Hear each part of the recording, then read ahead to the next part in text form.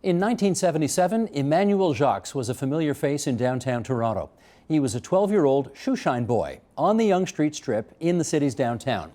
But one summer night, that all changed. Emanuel was abducted, sexually assaulted, and murdered. The news stunned the city, which had previously thought of itself as Toronto the Good.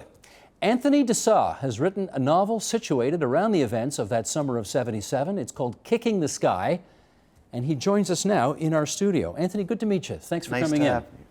I remember that very well because I just moved to Toronto after all this happened, and it was awful. And I wonder why anybody would want to write a book revisiting that awful time. Let's start there. Well, I think I could begin by saying that as writers, we always look to things that haven't been addressed before. And it struck me as something that was very important to my life. And I was 11 years old when this happened, and I saw how it had changed me and the world that I knew so intimately. And I thought I wanted to explore it. I thought it was time to explore it. I had written a very small, a very short story in Barnacle of my first collection of books, a book, and it was incredibly well received, and there was a real hunger to know a little bit more about that story. This is interesting because you were around the same age as Emanuel. You are of the same ethnic background as Emanuel. Were you fearful for your life when this happened? No, in fact, the opposite. Nothing was going to beat me down as being a free spirit in this city, and it was a terrible event. And that's one of the things that I wanted to capture in my book, that children still needed to be kids, and that's what we did. We got on our bikes and we pushed farther away and explored places that we didn't think would get us into trouble, but we did that. And that's the kind of indomitable spirit that children have. There's a resiliency. What it did do, though, is it changed the way my parents behaved, and it certainly moved my community and my neighborhood in a way that I never thought possible. We should, just for the record, because we have a lot of new Canadians who watch this program who would not have been there and who do not remember the story. But spare us the gory details, but remind us what happened that day in July. A young boy, Emanuel Jaques, had a new immigrant to the country. The family had been here only 3 years, was shining shoes on Yonge Street. And that was quite a common thing to see, young boys shining shoes on that strip. And he was abducted. He was... By whom? By a man named Saul Batesh, and he had been offered $35 to move some photographic equipment. His older brother and a friend, Sean, went to the payphone and called home to speak to Emanuel's mother and to see if they could go and make this $35. By the time the boys came back, Emanuel had disappeared. 4 days later, Emanuel's body was found on the rooftop, 245 Yonge Street. He had been brutally raped and drowned in the kitchen sink. And his body had been put up there on the roof. Saul Batesh turned himself in on the Monday, with George Hislop at his side, and the other 3 men were taken off a train bound for Vancouver at Sioux Lookout. You should explain who George Hislop was. Well, George Hislop was an activist here in Toronto during that time, and also I think he was councillor. He was I think the first openly gay councillor ever elected in the country. Right. That's right. And Saul Batesh contacted George Hislop and said he had known something about the murder and the whereabouts of the boy. At this point, he went to the police station, not thinking he was going to turn himself in, but quickly that is what happened. One of the things that I really enjoyed about the book is that you really do put us back in the time. And so much of the Toronto of that day is evoked in that book, and it all comes out. And I just wonder whether you, because you lived it, actually had to do any research for this book, or did it just come back? Well, I mean, anytime you're dealing with a historical event, you want to be true to that event and the facts of that murder. But you also want to be setting the stage for a time and a place that will feel right to the reader and certainly for those of us who lived in the 70s and understand places like Vic Tanny's and what Lolas were and See, most of our audience have no clue what you just said. No clue, and clackers and 8-track tape recorders. And 8-track tape recorders. It is a world that needs to be recreated, for me at least, as a fiction writer. And one of the great joys of researching this topic was to go through archival advertisements in newspapers and see how much things cost during that time and some of these artifacts that we recall. I think it's also important not only for the people who were there during that time, but for the younger generation. And the area that I'm referring to is very gentrified now, and people who move in don't know much about the history of that area, and that murder affected that community very much. So it's really interesting to bring them into the fold. Let's spend a moment here on the main protagonists in the book, the family, the main family that I guess the book is centered around. Manuel's a construction laborer. By day, he cleans a bank at night. Georgina is a hospital worker who picks worms at night.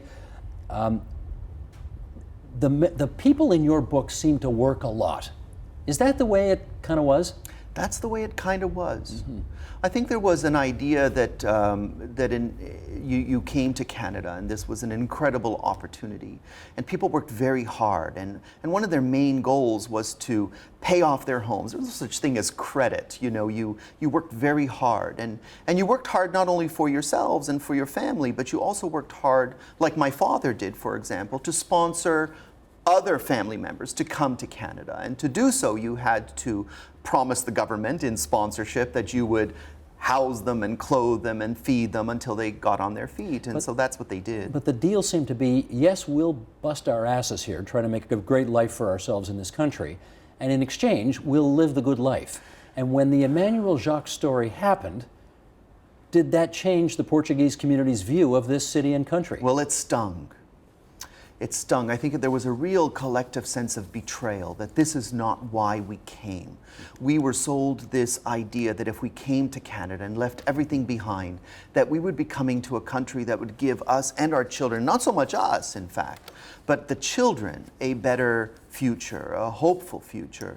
And so to have something like this happen to one of their own certainly stunned the community and gave them a voice, something that they really hadn't exercised prior to this murder. A voice insofar as they got out and protested. They did. They marched, many of them marched to not only Nathan Phillips Square, then went on to Queen's Park, and it was quite an incredible sight. What is that picture we're looking at right now? I guess that would have been one of the demos of the time? Yes, that would have been one of the, in the procession to the to Nathan Phillips Square and then on to Queen's Park. You were at that one. I was at that one, and still it horrifies me to see that image because I don't know what it is. Can we put that picture back? How's your Portuguese? It's not bad. What does the sign say? Let me see.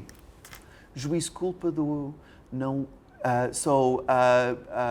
Juiz culpa, juiz is brain, culpa a blame, no renounce. I don't even know actually. I'm not exactly sure what the exact translation of that. Looks like it's. But I think it's a call to. It's a call back to capital punishment. Yeah, that's sure. what it is. For sure. Yeah, I can see that. I want to read a little excerpt from the book. Then I'm going to ask you to read an excerpt from the book. But here's the one I'm going to read. It starts like this. Antonio, who's your young kid in the book, right, around your age, coincidentally. Antonio meets your Aunt Edith. Aunt Edith wore makeup and painted her nails. She kept herself thin by cutting meat from her diet, drinking tab whenever she wanted, and smoking Camels. She also had joined the Vic Tanny's fitness club on Richmond Street, something no Portuguese woman I knew ever did. There wasn't a hint of Portuguese in the way she spoke. She had moved to the States when she was 14, got married at 16, was widowed at 20. Is this a real person? No, it's not. But it's based on people that I knew growing up. We would spend our summers in Fall River, Massachusetts, massive Portuguese community down there. We had lots of relatives, and it was always an awe-inspiring thing to see these relatives of my parents' generation without a trace of a Portuguese accent, and certainly had shed any Portugueseness that they had. And that was considered good? For a young boy who was born and raised in Canada, yes, it was. For me, it was fascinating to see that this was going on, because certainly they weren't slaughtering pigs in the laneways of Toronto, and there was a lot of real embarrassment with growing up in this city, having Portuguese parents and not necessarily understanding those two worlds very well. There was the Portuguese world, and then there was the Canadian world. Since you brought it up, yes, that whole part of the book where you described the slaughtering of the pigs in the alleyways in the city, you really went into a lot of detail there, didn't you? Yeah, it was pretty gross. It was pretty graphic, and it was that or going into the details of what they had done to that boy, and I didn't want to do that, because the murder of Emanuel Jaques simply works as a backdrop for this story. That slaughtering of the pig was something that we did, and I must say, growing up, it was a festive occasion. We loved it. We looked forward to it. I kind of make it much more of a horror than it really was growing up. But all those feelings came back to me. They flooded me, yes. Okay, you're on now. Okay. You know the passage that we've picked out, and we're going to ask you to read this. I'm going to get comfortable here, because this isn't going to take an hour and a half, but it may take a minute or two. So, Anthony, you're on. Once on Dundas Street, we made our way toward St. Agnes Church for the funeral. The funeral procession was snaking its way through our neighborhood. Not Emmanuel's neighborhood, the Regent Park housing project, but our neighborhood, the respectable Portuguese one in the city's West End, where the Jaques family should have lived but couldn't afford to. Some people were mad that Padre Costa, the priest of St. Mary's Parish on Portugal Square, hadn't allowed the funeral mass to be held in his church. He blamed the media attention the boy's death had received, said he didn't want a magnifying glass held over the Portuguese community. We all knew that he made decisions based only on his own greed, and if there wasn't anything in it for him, Padre Costa rarely saw the need to help. My father and uncle said Padre Costa could keep his Lincoln Continental and his false conviction, but he would pay for giving in to believing the rumors that Emanuel had known what he was doing when he agreed to go to Saul Batesh's apartment. Padre Costa went as far as to tell some members of the congregation that he had no doubt sin was lurking in the minds of countless boys in the neighborhood. He wasn't going to support hustlers in his church. Okay, a lot to unpack here, so let's go through this. The fact that the Jaques family was sort of poorer than the regular Portuguese community, were they looked down upon by the average Portuguese Canadian in this city at that time? Well, I can only answer that question by saying, I don't know. Being 11, I don't know what the reaction was or the way they were seen or viewed by the Portuguese community. Because they didn't live with the rest of the Portuguese community. No, they didn't. And I I always found that very strange, because when families came from Portugal, there was always another family member within the community to help them out, so that they could get their footing. And so it was strange that they were kind of these outsiders. Now, and there were family members living in our community, because I had a cousin who had been a pallbearer, Paul Jaques, who was actually in my grade. This next question's a little chippy, so hang in there with me, okay? Your portrayal of the Portuguese community in this book. The mother hates her husband, the husband is abusive, the kid, Antonio, and all of his friends are stealing stuff all the time, and some are turning sexual tricks, and the priest is a bit of a scumbag, as you just read in that passage there. Are you hearing from people in the Portuguese community who say, you're really not portraying us in a very nice way? If I were to address that question before I wrote the book, I probably would never write the book. And if I were concerned about that, and I am, I think it's important that at the end of the novel, that the community there is hope there, and that is this community that sticks together in many ways, that this family sticks together, even with all the hardship that they encounter, that somehow they are the glue that keep themselves going. But you haven't described necessarily hardship. You've also described dysfunction on a massive scale. It's the same dysfunction that would occur in any cultural group. Okay. It's not a dysfunction that is one that you would see only in the Portuguese community. And I would say that the reception of this book in the Portuguese community so far has been tremendous, much more than the first book. And I think it was a little shocking to them. I think you have to understand that the Portuguese community, quite a large community in this country, has always been a little reserved. They're a little quiet and protective of their privacy. And so here comes Anthony Dessau and opens up the door and opens up those windows and lets people in. And I'm not too concerned that the dishes aren't washed or that the floor isn't clean. Because I could imagine people coming up to you and saying, "You're never going to eat lunch in this town again, buddy." That's exactly right. But you know, I think that there is the generation, which is my generation, who understands this story and who sees themselves in many ways and sees some of these characters in their family members, and not necessarily in the Portuguese community, but other communities that they grew up in. And I think that's important. Let's finish up on this, Anthony. I know we've heard this expression, Toronto the Good, all the time, and I know that when I first moved here in the late 70s, you had that impression that you were moving to Toronto the Good, and then supposedly the Emanuel Jaques killing ended that impression. Do you think that's a fair interpretation of where things really were at? No, it's not. In fact, it was used by the media in many ways, but it really wasn't. It could have been the watershed moment that it was used to get a massive cleanup of Yonge Street. That strip, you know, the Sin Strip, the underbelly of the city, was something that needed to be addressed. And I mean, you know, if you look at it, even a week before the Emanuel Jaques murder, there had been a great deal of discussion about what to do with that strip. David Crombie called it, the mayor called it a yawning cesspool. So there was a recognition that it was a problem. The Eaton Centre was coming up.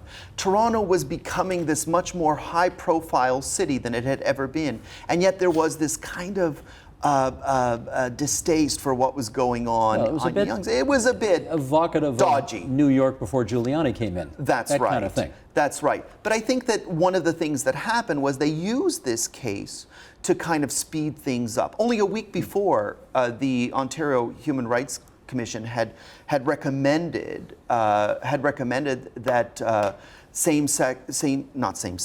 that there be an introduction, that there could be no discrimination against homosexuals, and that caused a stir in the city, and it was a problem. And so this murder really galvanized media, the gay community, the Portuguese community. Many people found their voice. Do you like Yonge Street, that part of it, today or then better? It's the same feeling I get when I go to the CNE. I see the grit. I see all of the terrible qualities of that place. But looking back on it as a kid, it's a magical place, and Yonge Street still has that magic for me. I still walk up and down Yonge Street and think this is really a wonderful place. Because I get the sense you preferred it when it was kind of grittier and grimier and messier and more sin than today. Well, I think a great city always has a certain amount of sin to it. but I did think that at 11 and 12, when I used to ride up and down Yonge Street with my friends, the same way these characters did. That would never happen today. No, I know. That would not be allowed today. I know, but we were 11 and allowed. 12-year-old kids on their bikes alone, riding up Yonge Street. Well, we were You don't see allowed. that anymore. We were allowed to fall, and I think that's another issue. You know, we were allowed, and I think another big issue that the novel raises is that our parents were absent. They were so very absent from our lives, and even after this murder, I think there must have been a great deal of guilt that they had to contend with, because they still maintained their work schedules, and we were still allowed to be latchkey kids. I got 20 seconds left to ask you, where are Emanuel's murderers today? So there were 4 men. One was exonerated. One got 18 years and he passed away, and the other 2 are still in prison. They got life sentences.